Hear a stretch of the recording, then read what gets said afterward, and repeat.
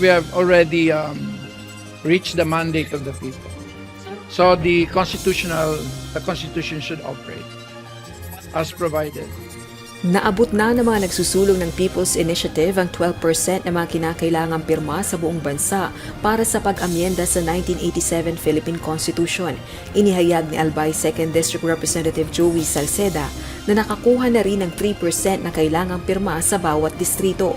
Kasunod na anya nito ang paghahain ng petisyon at pag-validate ng Commission on Elections sa mga isinumiting lagda. Ayon sa mambabatas, dapat nang pakinggan ng lahat kabilang na ng mga senador ang tinig ng taong bayan at hayaan ng COMELEC na i-verify ang mga pirma at iwasan ang mga pagdududa sa motibo ng proponents.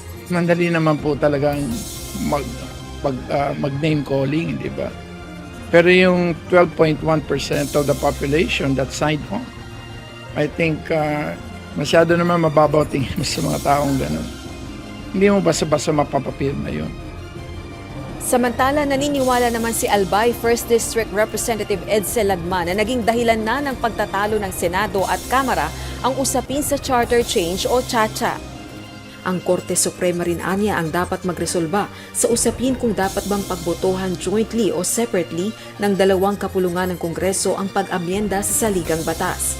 Giit nito, dapat mamagitan na si Pangulong Ferdinand Marcos Jr. upang makahanap ng solusyon at nang mapagtuunan na ng pansin ng Executive at Legislative Departments ang krisis sa ekonomiya, food security, inflation at iba pang suliraning kinakaharap ng bansa.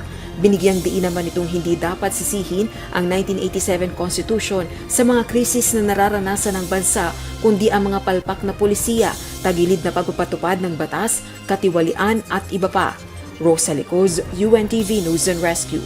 Diyos ang aming sandigan, serbisyo publiko ang aming pinahahalagahan.